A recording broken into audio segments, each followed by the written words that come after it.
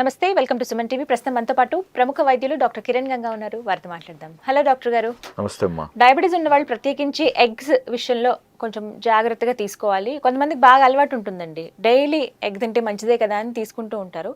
అందులో yoke part తినొద్దు అని చెప్తూ ఉంటారు. ఎగ్ వైట్ మాత్రమే తీసుకోవాలి, ఎల్లో మనం తీసుకోకూడదని చెప్పినప్పటికీ కొంతమందికి అలవాట్లో ఇదిగా తీసేసుకుంటూ ఉంటారు. రెండు ఎగ్స్ తింటున్న వాళ్ళు కూడా ఉంటారు కదా.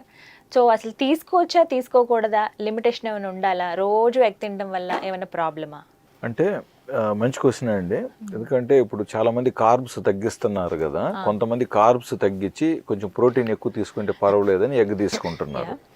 సో తెలుసు వాళ్ళకు కూడా, ఈ మరి వైట్ ఎగ్ అయితే పర్వాలేదు, ఎల్లో ఎగ్ ఒకటి అంతకు మించి తీసుకుంటే కొలెస్ట్రాల్ పెరగచ్చు అనే డేంజర్ ఉందనే విషయం తెలుసు. కానీ ఇప్పుడు ఎల్లో ఎగ్ తీసుకెళ్ళి ఎక్కడ పడేస్తారు? సో సరదాగా చెప్తున్నా కాబట్టి జనరల్గా హోల్ మొత్తమే తీసుకుంటూ ఉంటారు. సో మొత్తం తీసుకుంటున్నప్పుడు మనకు 1 or 2 eggs పర్ డేకి అయితే ఓకే అండి. బట్ 3, 4, 5 లేదా 6 eggs తీసుకుంటున్నారు అన్నప్పుడు మిగతా డైట్స్లో మనం కట్ డౌన్ చేసి ఉండాలి. ప్లస్ ఇప్పుడు యంగ్స్టర్స్ తీసుకుంటున్నారా, మిడిల్ ఏజ్డా, ఎల్డర్లీ పీపుల్ తీసుకుంటున్నారా అనేది క్వశ్చన్. ఇప్పుడు elderly people long standing diabetic అనుకోండి, ఇప్పుడు డయాబెటీస్ 20 ఏళ్ళగా ఉంది, వయసు ఒక 65 అనుకోండి, వీళ్ళకు ఎగ్స్ ఎక్కువ తీసుకుంటే అరుగుదల కష్టం. వీళ్ళకి జనరల్గా గ్యాస్ట్రిక్ పరెసిస్ అని కూడా ఉంటుంది అనమాట. సో పేగులు కదలిక కొంచెం తక్కువ ఉంటుంది. సో ఇటువంటి వాళ్ళు ప్రోటీన్ ఎక్కువ తీసుకున్నా, మాంసం ఎక్కువ తీసుకున్నా త్వరగా అరగదు. ఇవన్నీ మళ్ళీ వేరే సమస్యలకి ఇస్తాయి. కాబట్టి వీళ్ళకి ఎంతవరకైనా తేలిగ్గా అరిగే ఆహారాలే కావాలి.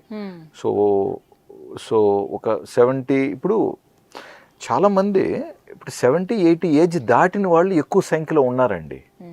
అంటే డయాబెటీస్ 30-40 ఏళ్ళగా ఉంటూ ఆరోగ్యంగా బాగున్న వాళ్ళు 70-80 వయసు దాటిన వాళ్ళ సంఖ్య చాలా ఉంది.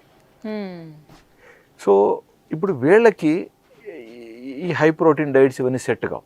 సో వీళ్ళకి ఎంతైనా కూడా అనిమల్ ఫ్యాట్ కంటే కూడా, అనిమల్ ప్రోటీన్ కంటే కూడా వెజ్ ప్రోటీన్స్ బాగా సెట్ అవుతాయి. వీళ్ళు మితంగా తినాలి ఫుడ్. అండ్ రెండోది ఏంటంటే చాలా వరకు ఒక ఏజ్ తర్వాత ఇన్సులిన్ అవసరం ఉంటుంది. సో ఇన్సులిన్ అనేది ఏంటి? It's a hormone.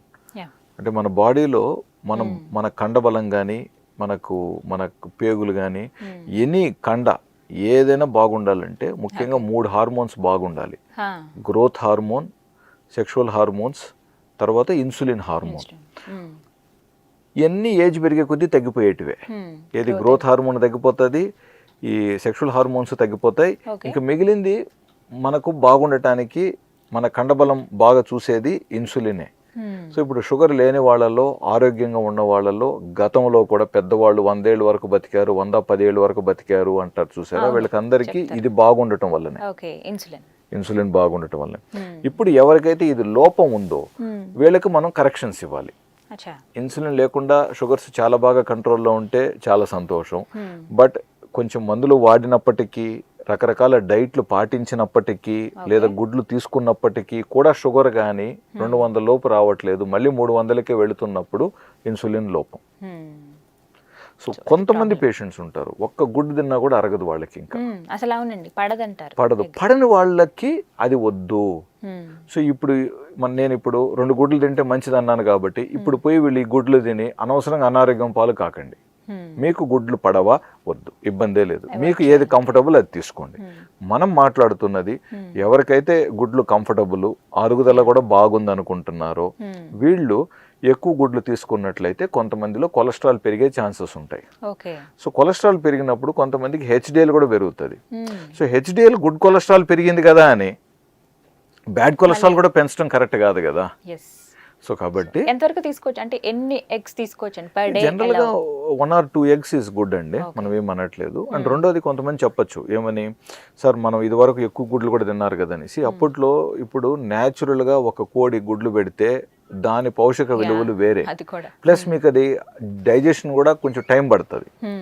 బట్ ఇప్పుడు ఇవాళ రేపు మనకన్నీ ఆధునికంగా ఉత్పాదన కోసం ప్రత్యేకంగా తయారు చేస్తున్న గుడ్లు కాబట్టి, సో ఇందులో న్యాచురల్గా కోడి తినే ఆహారం ఎంత ఉంది, అందులో ఫీడ్స్ ఎన్ని ఉన్నాయి, సో అవి తినటం వల్ల మనకు నిజంగా ఎంత లాభం ఉంది, ఇవన్నీ కొంచెం కొన్ని ప్రశ్నలకు మనకు నిజంగా నిజాయితీగా జవాబులు లేవు.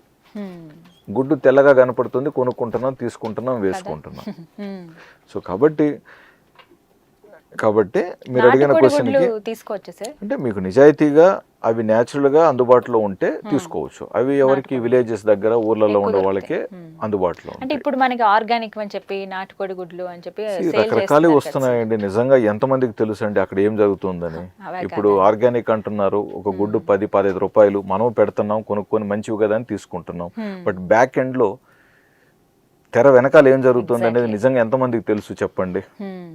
ఇప్పుడు మొన్న కూడా పేపర్లో చూడండి, ప్రముఖ మందుల కంపెనీ మందులే నకిలీ ఉన్నాయని పేపర్లో వచ్చింది. సో సో అంటే ఇన్ని స్క్రూటినీ అవుతున్నవే నకిలీ అవుతున్నాయని పేపర్లో వచ్చింది. సో ఇంకా వీటి బ్యాక్ ఎండ్లు ఏం జరుగుతున్నాయి కదా చెప్పలేం. సో ప్రతిదీ ఈరోజు వ్యాపారం అయిపోయింది. వ్యాపార రంగంగా దాన్ని అవి నాటుకోడి గుడ్లని మనకు తెలిస్తే తీసుకోండి, అంటే లేకపోతే దాంట్లో కూడా మళ్ళీ బ్రౌన్ ఎగ్స్ వస్తున్నాయి. ఉన్నాయి sir. So brown eggs again దాని వెనకాల ఏంటి సైన్స్ అనేది నేను అందులో స్పెషలిస్ట్ కాదు కాబట్టి నాకు ఎగ్జాక్ట్ గా బ్రౌన్ ఎలాగ వస్తుంది. సో మనం బ్రౌన్ గా కనపడితే మంచి గుడ్లు అనుకుంటాం, ఎందుకంటే అన్ని తెల్లగా ఉన్నాయి కాబట్టి ఇది బ్రౌన్ కాబట్టి బెటర్ అనుకుంటాం. బట్ నిజంగా దాని వెనకాల ఎంతవరకు బ్రౌన్ కి వెనకాల ఎంతవరకు కరెక్ట్ గా ఉంది అనేది మీరు చూసుకోండి. సో మంచి ఫార్మ్స్, నిజాయితీ గల కొన్ని ఫార్మ్స్ నిజంగా ఉన్నాయండి. సో అవి మీకు అందుబాటులో ఉన్నాయా, మీ ఉన్న ఏరియాలో ఎలాంటి గుడ్లు దొరుకుతున్నాయో కూడా చూసుకోండి. మీకు ఒకవేళ నాటుకోడి గుడ్లకు మీకు యాక్సెస్ ఉంటే డెఫినెట్గా ఒక 10 నిమిషాలు టైం వేస్ట్ అయినా పర్వాలేదు, అలాంటి మంచి గుడ్లు తీసుకోవటానికి ప్లాన్ చేయండి. సో మంచి గుడ్లు, మంచి పాలు మనకు చాలా అవసరం అండి. సో గుడ్లు హ్యాపీగా మీరు ఇష్టం ఉన్న వాళ్ళు హ్యాపీగా తీసుకోండి. But at the same time limit అనేది ఇంపార్టెంట్. అంటే చెక్ చేసుకుంటున్నప్పుడు ఎనీవే సంవత్సరానికి ఒకసారి కొలెస్ట్రాల్ చెక్ చేసుకుంటారు కాబట్టి మీ ఎగ్జిస్టింగ్ కొలెస్ట్రాల్ లెవెల్స్ ఆల్రెడీ నార్మల్లో ఉన్నాయా లేవా, ఇలాగ గుడ్లు తీసుకున్న తర్వాత ఒకవేళ ఎక్కువైనాయా, సో అవి కొంచెం మీరు దాని మీద కొంచెం దృష్టి పెట్టండి. కొలెస్ట్రాల్ లెవెల్స్ పెరగట్లేదు, మీరు హ్యాపీగానే ఉన్నారు, ప్లస్ మీ డాక్టర్ కూడా ఓకే అన్నారు అనుకుంటే 1 or 2 eggs అనేది ప్రాబ్లం కాదు. సో అంటే ఉట్టేలా ఎగ్ లాగా తింటే అది వేరు సార్. ఉడకబెట్టినవి తినడం చాలా మందికి అలవాటు ఉంటుంది.